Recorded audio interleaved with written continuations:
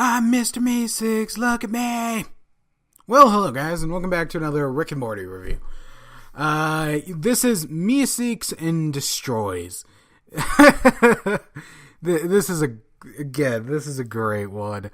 The show is just full of great ones. That's when you know it's okay. If an episode's good, right? Okay, this show is full of good episodes. It's when an episode's bad that things are going to get interesting, and those will come, but not right now. No, today we're looking at a good episode. So this one starts off.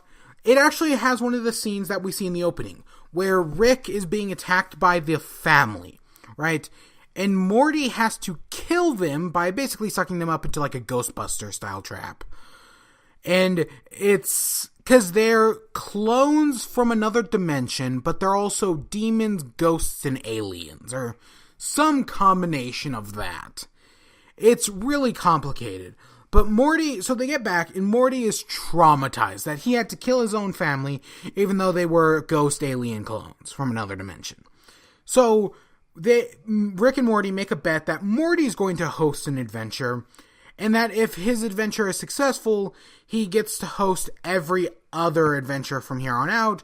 If he wins, and if the adventure is a failure, then Morty can't complain anymore, and he has to do Rick's laundry for like a month. Okay, it's not a bad premise, role reversal. And then the family comes in and they start bitching about their problems, right? Jerry's got a mayonnaise jar. I don't remember any Summer's math homework, and I don't remember what Beth's is. But yeah, they start complaining. So Rick gives them a Meeseeks box, which summons these Mr. Meeseeks that come in and solve whatever their problem is. But it's like, but Rick's like, keep your problem simple. They're not gods or anything. So Summer's request is for her to be popular. Beth wants to become a better woman, and Jerry just wants to get 2 strokes off his golf game. Simple request, right? And we see Rick and Morty. They are on their adventure. They head to a fantasy world, and they're like, oh, we're looking for adventure. And then the people are like, oh, our village is so poor. Can you go get us, climb the beanstalk and get money from the giant? They're doing Jack and the Beanstalk. Well, kind of. So we cut back and we see the Meeseeks, who Summer becomes popular at school. Beth becomes a better woman, right? They're working. They're like, these are kind of Beth's and Summer's requests are kind of out there, but the Meeseeks are able to fill them out easy, right? And the second their requests are fulfilled, they stop existing, right? But then we cut to Jerry, whose request, all it is, 2 strokes off his golf game. He can't do it.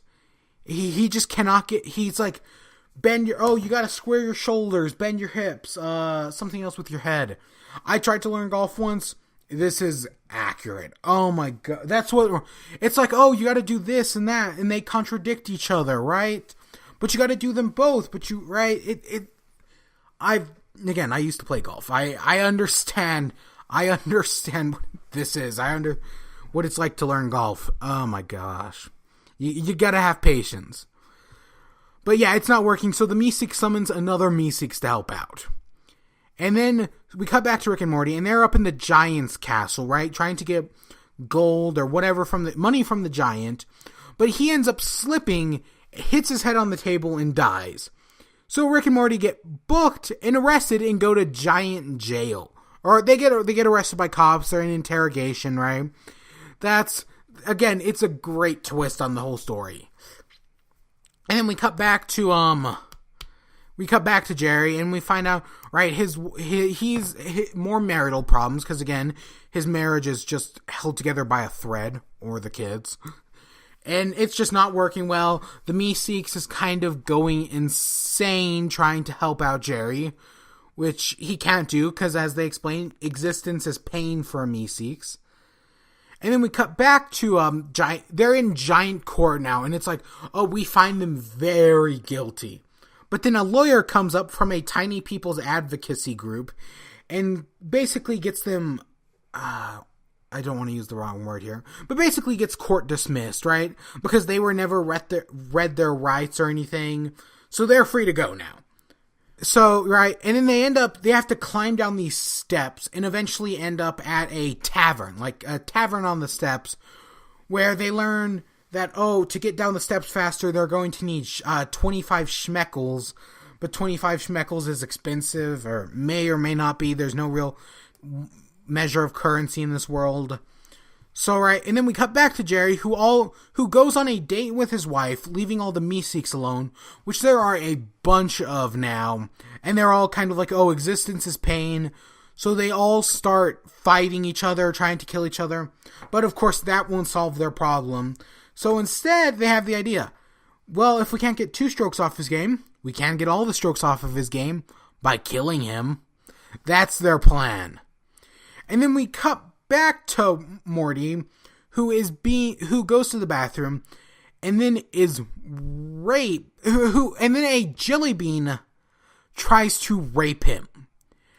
It's intense, it is uncomfortable, it is a well done scene.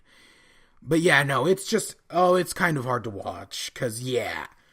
And then Rick wins a bunch of Smeckles and a poker game, and buys a ride down the stairs from Slippery Sam, and then plans to give the rest to the villagers.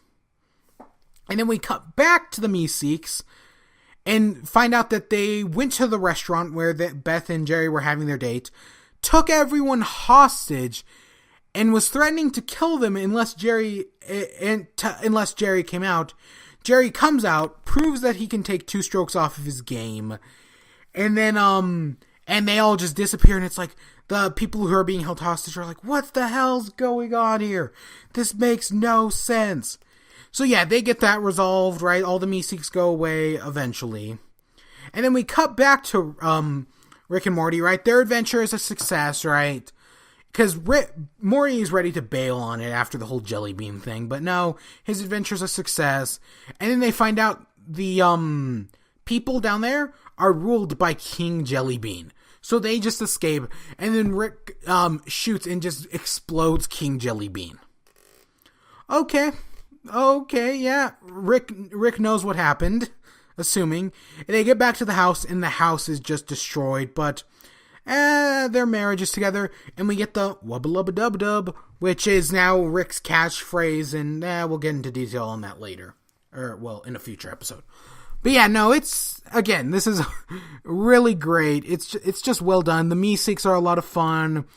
Rick's the whole Jack and the Beanstalk thing is interesting. The Mr.